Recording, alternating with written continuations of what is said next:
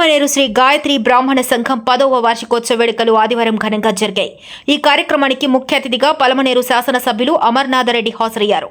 గంగవరం మండలం కీలపట్ల పంచాయతీ కేంద్రంలో జరిగిన ఈ కార్యక్రమంలో తొలుత శ్రీ కోనేటిరాయ స్వామిని ఎమ్మెల్యే స్థానిక టీడీపీ నాయకులతో కలిసి దర్శించుకున్నారు.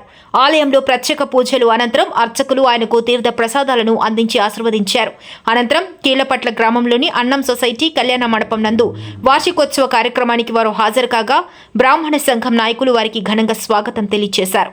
బ్రాహ్మణులు ఎదుర్కొంటున్న సమస్యలు, ఆలయాల్లో ధూపదీప నైవేద్యాలతో పాటు అర్చకులకు అందుతున్న గౌరవ వేతనం తదితర అంశాలపై సంఘ సభ్యులు ఎమ్మెల్యేకు వివరించి పలు సమస్యలను ఆయనకు విన్నవించారు. తదనంతరం మాట్లాడిన ఆయన బ్రాహ్మణ సంక్షేమానికి తన వంతు కృషి చేస్తానని, బ్రాహ్మణ కార్పొరేషన్ ద్వారా వారిని ఆదుకోవాలనే ఆలోచన చేసింది తెలుగుదేశం ప్రభుత్వం అన్నారు.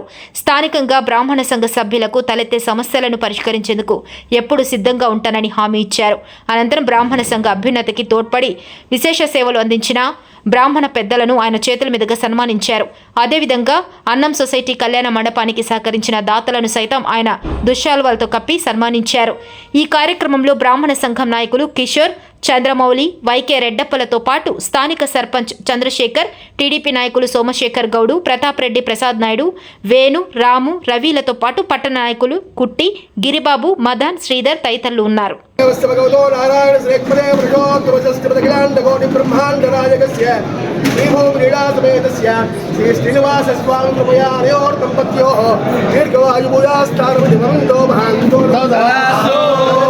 सर्वकार्य अनुकूल्यं सिद्धिरस्तु तदास्तु कटाक्ष प्रसाद सिद्धिरस्तु शतमानं भवति शताय वर्षशतेन्द्रिय आयुष्येवेन्द्रिये प्रतिष्ठते. తీసుకోండి కింద పెట్టండి కిషోర్ శిరస్సు వచ్చి పాదాభివందనం చేస్తాము. ఇక్కడ ఈరోజు ముఖ్య అతిథిగా నాకు విచ్చేసినటువంటి శ్రీ ఎన్ అమర్నాథరెడ్డి గారు, మన పలమనేరు శాసనసభ్యులు అయినటువంటి సార్ గారికి స్వాగతాన్ని తెలియజేస్తున్నాను. బ్రాహ్మణులు ఎక్కడైనా ఉండి ఆయన కనిపించి నిలబడి పూజ అంటే ఒక నిమిషం నిలబడి ఆ పూజ చేసేంత వరకు ఓపిక ఉంది. ఆ దీంతోనే మనకు అర్థమవుతుంది సారు మనకి ఎంత అన్యోన్యతగా ఉంటారో, మనం అంటే ఎంత గౌరవిస్తారనే బ్రాహ్మణ్యాన్ని గౌరవించేటువంటి భావన సార్ని నేను చాలా సందర్భాల్లో వాడు తండ్రి గారి దగ్గర చూశాను, సార్ దగ్గర చూశాను. తర్వాత ఈ వేదిక మీద ఉండేటువంటి వైకే రెడ్డప్ప సార్ గారు, పెద్దలు, మా తండ్రి గారికి గురువు సారు. నాకు తెలిసి ఇక్కడ చాలా మందికి కూడా గురువు గారు, ఎంతో మందికి విద్యాబోధన చేసినటువంటి మాకు తండ్రి కంటే సమానులు, ఇంకా పెద్దలు సార్ గారికి కూడా నమస్కారాలు తెలియజేస్తున్నాను. తర్వాత బ్రాహ్మణుల్లో ఉన్నతంగా ఒక ఉన్నతి పదవిని అలంకరించి చాలా మందికి సహాయం చేసి నీతి నిజాయితీగా ఆభరణం ఉన్నట్టు నిలబడినటువంటి శ్రీ చంద్రమౌళి గారు, ఈ హోదాలో బ్రాహ్మణులు చిత్తూరు జిల్లాలో ఎవరు కూడా బ్రాహ్మణులు హోదాలో కూర్చోలేదు. కాబట్టి నిష్పక్షపాతంగా ఏ రోజు ఎవరి పక్షాన నిలవకుండా నిష్పక్షపాతంగా ఆ సీట్లో కూర్చున్న దానికి అలంకారము అర్హత వహించినటువంటి సార్ గారికి కూడా, చంద్రబాబు గారికి కూడా స్వాగతం తెలియజేస్తున్నాము. తర్వాత నమో బ్రాహ్మణ దేవాయ గో బ్రాహ్మణ జగత్తాయ కృష్ణాయ గోవిందాయ బ్రాహ్మణుడు లోకహితానికి ఉండేటువంటి వాడు ఏదో ఒక శుభకార్యంలో లేదా బ్రాహ్మణుడు పురోహితులు అయితే అందరికీ కలిగించేటువంటి షోడశాది కర్మల్లో అందులో కూడా మనం కలిగిస్తారు.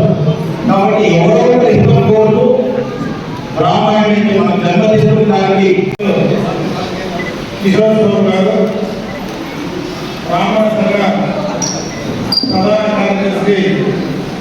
నగేష్ గారు, చిత్తూరు జిల్లాలో న్యాయం మీద జిల్లాకే గుర్తింపు తీసుకొచ్చినటువంటి గౌరవనీయులు చంద్రబాబు గారు, అదేవిధంగా పెద్ద రెడ్డప్ప గారు, ముఖ్యంగా ఈ సమావేశంలో ఉన్నటువంటి బ్రాహ్మణ కుల సోదరి సోదరులందరికీ కూడా నా హృదయపూర్వక నమస్కారం.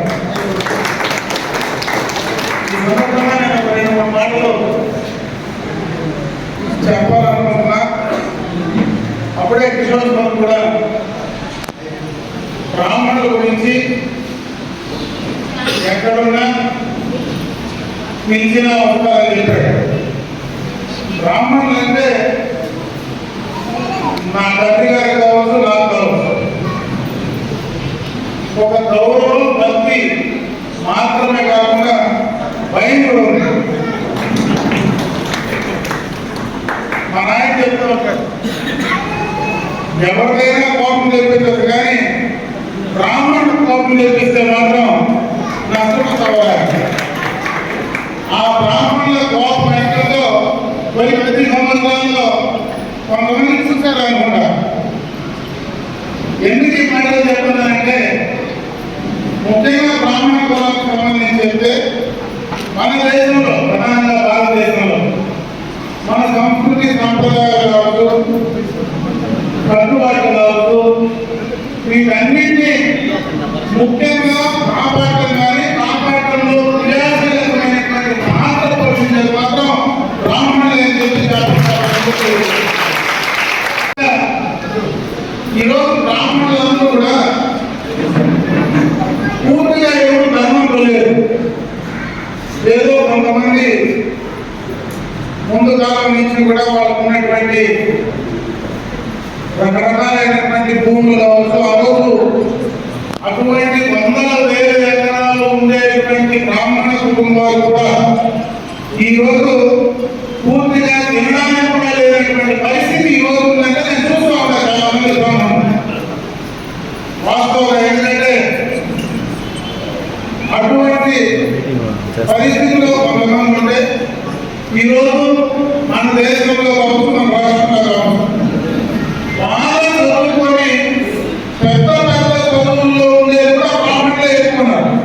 ఈరోజు చంద్రబాబు లాంటి వాళ్ళే కావచ్చు, ఈరోజు ఐఏఎస్లు కానీ ఐపీఎస్లు కూడా చాలా మంది బ్రాహ్మణ కులాల్లో ఒక స్థాయి పైన చాలా మంది ఉన్నారు. అట్టడుగు స్థాయిలో ఉండేటువంటి వాళ్ళు కూడా బ్రాహ్మణ కులంలో ఉన్నారు. వాళ్ళకు అవకాశం కల్పించాలనే గతంలో చంద్రబాబు నాయుడు గారు ఈ బ్రాహ్మణ కులానికి సంబంధించినటువంటి ఒక కార్పొరేషన్ ఏర్పాటు చేసి వాళ్ళను కూడా బ్రాహ్మణ కులంలో ఉండేటువంటి పేదలకు ఆర్థిక పరంగా మనకు కూడా వృత్తిపరంగా వాళ్ళకు సహాయం చేయాలనేటువంటి ఉద్దేశంతోనే ఆ రోజు అర్చకులకు డబ్బులు ఇవ్వడంలో కానీ ధూపదీప నైవేద్యాలకు డబ్బులు ఇవ్వడంలో కూడా ఆ రోజు ఆయన తీసుకున్నటువంటి నిర్ణయం అని చెప్పి సందర్భంగా ఒకసారి గుర్తు చేస్తా ఉన్నారు. దాంట్లో భాగంగానే ఈ ఆశీర్వాదం వల్ల, ఎందుకంటే 14 నుంచి 19 దాకా ముఖ్యమంత్రి గారు చేసినటువంటి కార్యక్రమాలు కావచ్చు, ఈ 19 నుంచి 24 వరకు ఈ బ్రాహ్మణ కులం పడినటువంటి ఇబ్బందులు కావచ్చు, ఈ యొక్క రెండింటి వల్లనే అటు మీ అభిమానం కావచ్చు, ఈ 5 సంవత్సరాల్లో మీ కోపం కావచ్చు, దానివల్ల మళ్ళీ ఈరోజు నేను ఇక్కడ కూర్చొని మాట్లాడడానికి చంద్రబాబు నాయుడు గారు అక్కడ ముఖ్యమంత్రిగా ఉండడానికి అవకాశం కల్పించినటువంటి మీ అందరికీ కూడా మనస్ఫూర్తిగా చేసేది చెప్పినట్టు మాకు కూడా ఏదైనా అవసరం వచ్చినప్పుడు తప్పనిసరిగా మీ దగ్గరకు వచ్చినప్పుడు పనిచేయమని చెప్పి నాకు అడిగారు. మీరు నా గురించి మీరెవరూ వేరే ఆలోచన పెట్టుకోవాలని పనిలేదు. మీకు ఎప్పుడు ఏ అవసరం వచ్చినా నేను పలమేరులోనో కలవరంలోనో ఎక్కడున్నా ఏ నిమిషంలో అయినా నా శక్తి మేరకు తప్పనిసరిగా మొట్టమొదటి పని చేయడానికి నేను అందులో ఎప్పుడు సిద్ధంగా ఉంటానని చెప్పి మీ అందరూ కూడా తెలియజేసుకుంటున్నా. ఇకపోతే గతంలో చేసినటువంటి కార్యక్రమాలు కావచ్చు, బ్రాహ్మణులు